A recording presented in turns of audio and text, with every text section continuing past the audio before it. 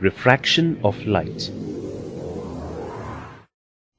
You would have probably noticed that a spoon placed in a glass of water looks bent at the surface of water when viewed obliquely. The print on a page appears to be raised when the book is held behind a glass bottle filled with water. All these are the tricks of light.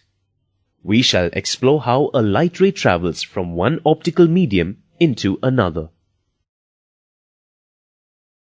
You will need a glass of water, milk, pencil, a torch, aluminium foil, elastic band, needle. First, you need to prepare a point source of light. Observe how the torch is adapted as a point source of light.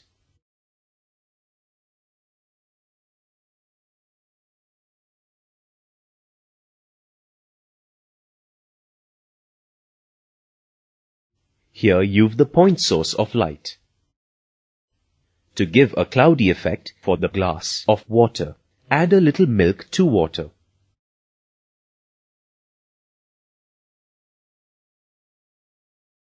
Darken the room. Shine the ray of light from the torch to the bottom of the glass. Observe the path of the ray of light. The path is crooked.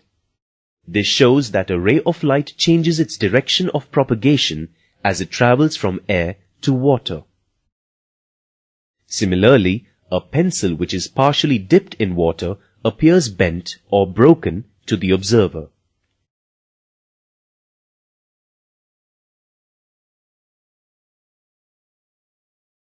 When a ray of light passes from air to water, its speed changes. Due to this, there is a change in direction of the ray.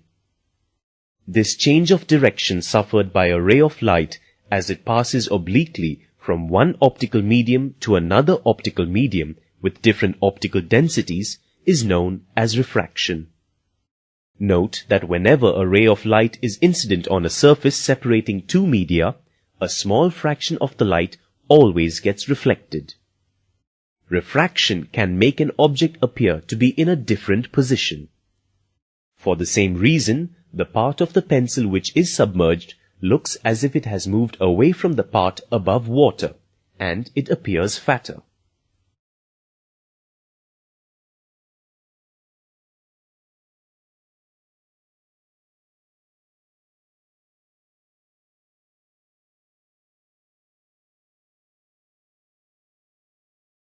Now, let's understand the phenomenon of refraction by studying the ray diagrams. Whenever a ray of light is traveling from a rarer medium to a denser medium, the refracted ray bends towards the normal. Here, IO is the incident ray, OR is the refracted ray, I is the angle of incidence, and R is the angle of refraction. In this case, angle I greater than angle R. If the ray of light is traveling from a denser medium to a rarer medium, the refracted ray bends away from the normal.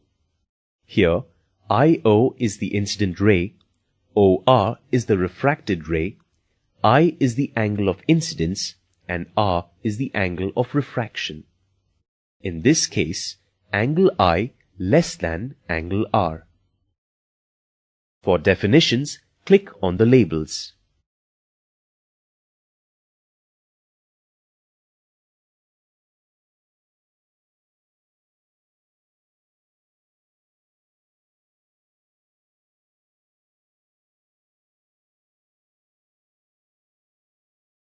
The ray of light striking the surface of separation of the media through which it is traveling is known as the incident ray. The perpendicular drawn to the surface of separation at the point of incidence is the angle which the incident ray makes with the normal at the point of incidence, the angle which the refracted ray makes with the normal at the point of the ray of light that has changed its direction at the surface of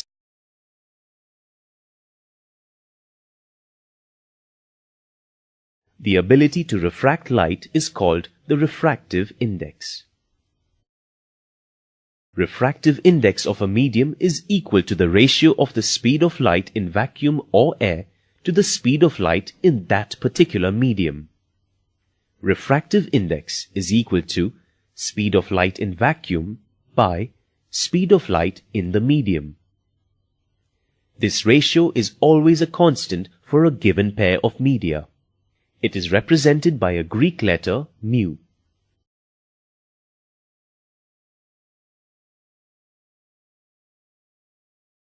Here are some of the effects of refraction.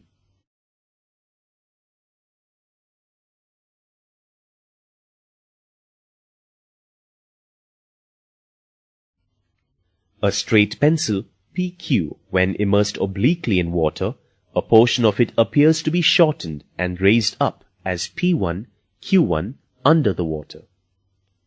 Let us understand this with the help of a ray diagram. Rays of light from the point Q are traveling from water to air. As the rays of light are traveling from a denser medium to a rarer medium, they bend away from the normal.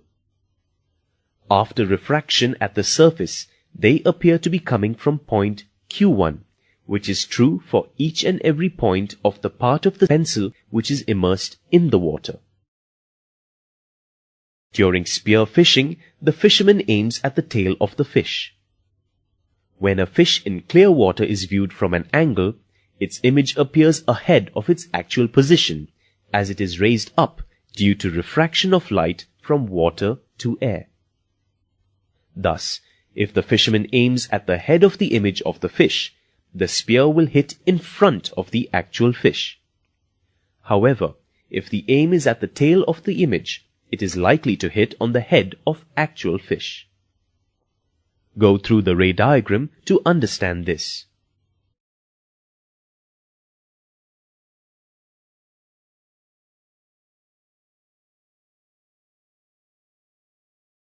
Twinkle, twinkle, little star. That's what we were taught. But do they really twinkle? No, stars do not twinkle. Let us now learn about why they appear to do so. The rays of light coming from the stars travel through the layers of air of varying densities.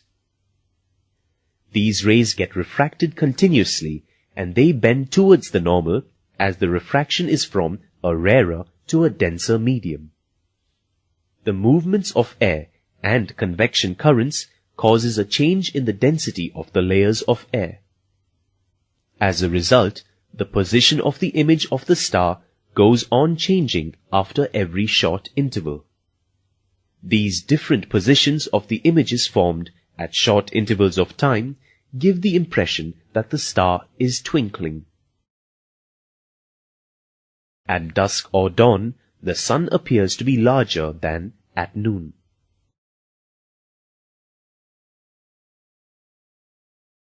This is because when the sun is near the horizon, the rays of light coming from the sun have to pass through layers of air of increasing density. Due to continuous bending of light, the sun appears to be larger. At noon, the sun appears to be smaller than at dusk or dawn. This is because the rays of light that fall normally on the surface of the earth do not get refracted.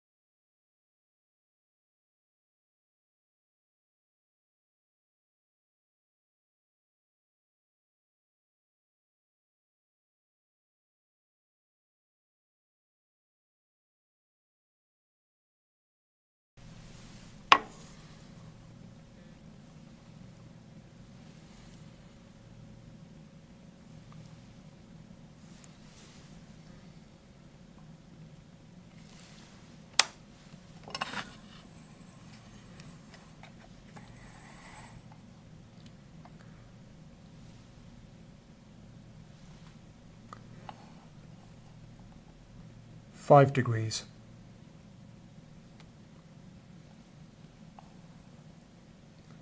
10 degrees,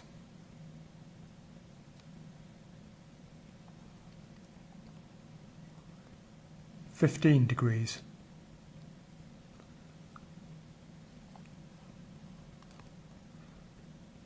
20 degrees,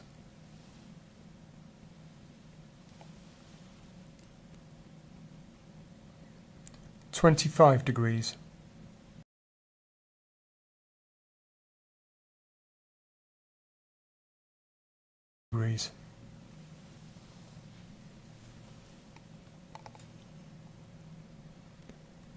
35 degrees,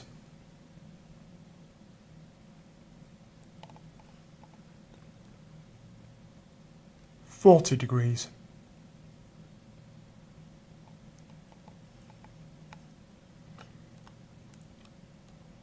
45 degrees,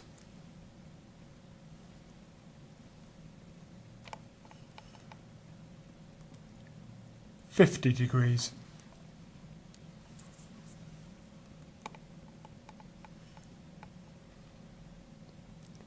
55 degrees,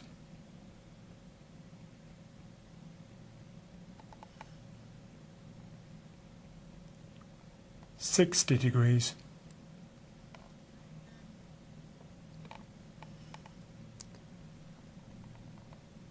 65 degrees,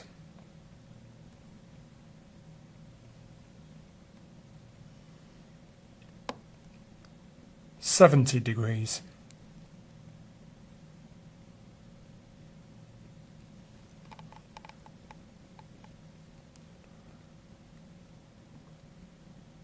75 degrees,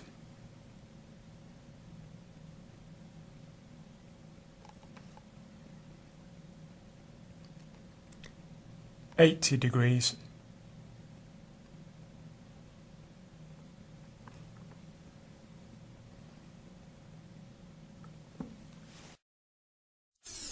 Effects of total internal reflection. Total internal reflection is the reflection of light that occurs when it strikes an interface at an angle of incidence greater than the critical angle for the pair of media. Let us now discuss some of the effects of total internal reflection. Mirage in deserts and sparkling of diamonds are some of the effects of total internal reflection.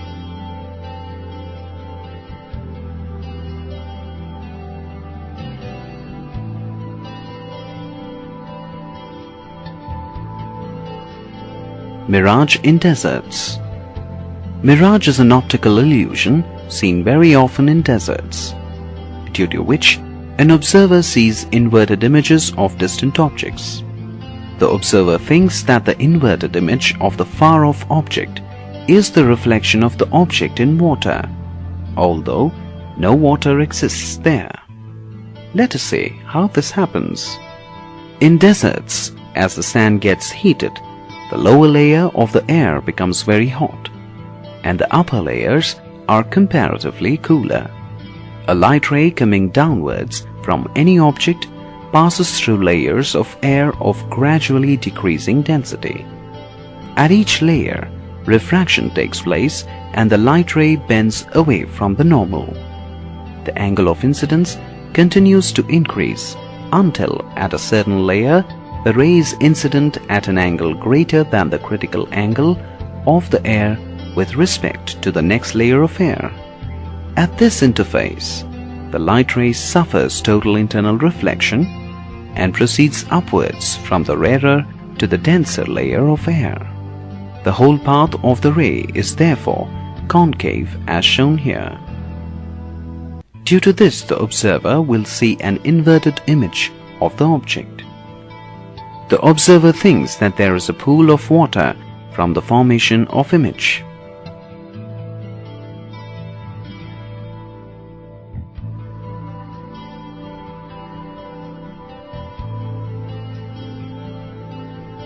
A similar phenomenon is observed on roads on hot summer days. It is due to total internal reflection that the surface of hot tar roads seem to be wet and shiny.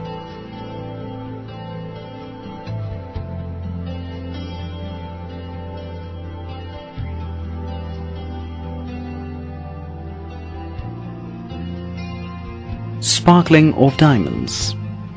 A diamond sparkles as the rays of light suffer total internal reflection at its various phases.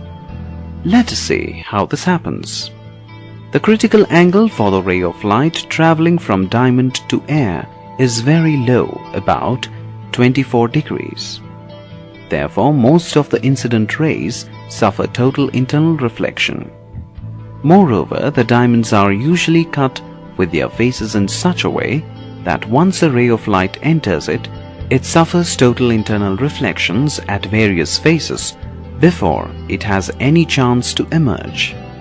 Whenever the angle of incidence at any phase is less than 24 degrees, the light comes out from it and the diamond appears to be bright.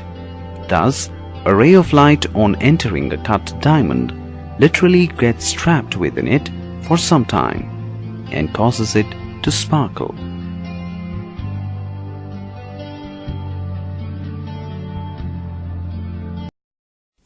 Optical fibers. Optical fibers are long thin strands of very pure glass about the diameter of a human hair. They are arranged in bundles called optical cables and are used to transmit light signals over long distances. A single optical fiber consists of 3 layers, namely core, cladding, and buffer coating. Core is the thin glass center of the fiber through which the light travels. Cladding is the outer optical material surrounding the core that reflects the light back into the core. Buffer coating is the plastic coating that protects the fiber from moisture and from any kind of external damage. The bundles are protected by the cable's outer covering called a jacket. How does an optical fiber transmit light? Transmission of light through an optical fiber is similar to the transmission of light through a hallway. When you have to illuminate a long straight hallway, you just have to point the beam straight down the hallway, as light rays always travel in a straight line. But to illuminate a hallway which is a winding one with multiple bends, you need to line the walls with mirrors and angle the beam so that it bounces from side to side all along the hallway. This is exactly what happens in an optical fiber.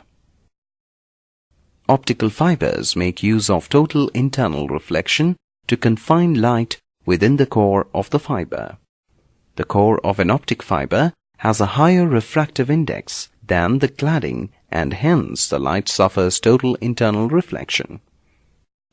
Although the cladding does not carry light, it is nevertheless an essential part of the fiber. The cladding is not just a mere covering.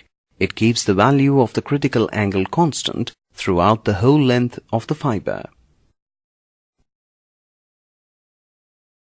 Propagation of light in an optical fiber.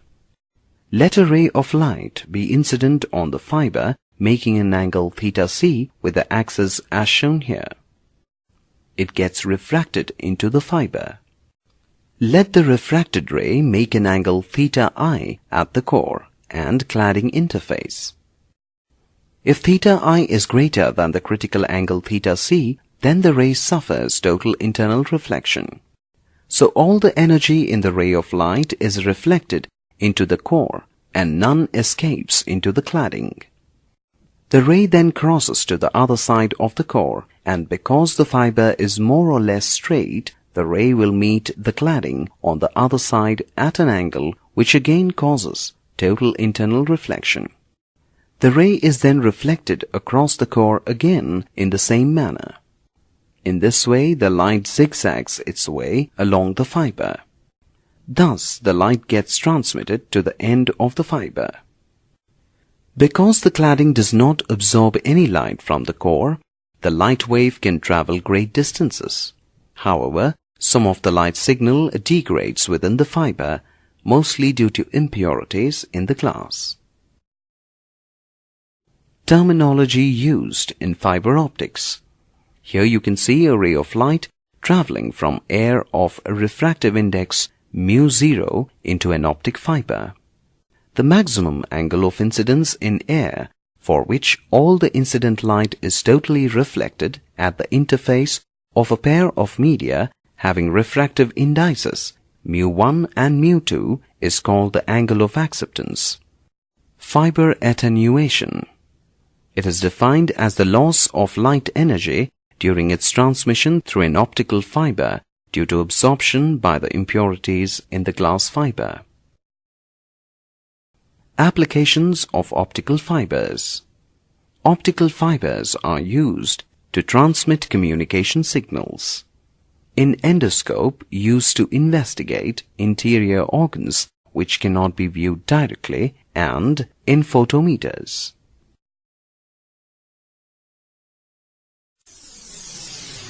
Refraction of light through a glass slab. Let us now perform an experiment and find out how light gets refracted when it is incident on a rectangular glass slab. Place the rectangular glass slab on a white sheet of paper fixed on a drawing board. Trace the boundary ABCD of the glass slab.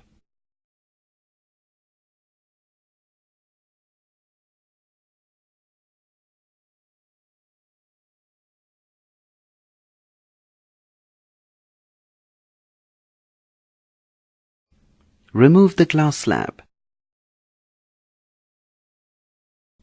Draw IO to represent the incident ray.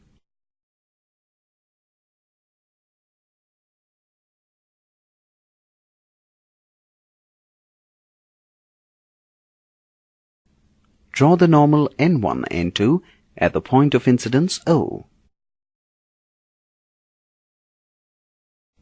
Fix 2 pins on the incident ray IO.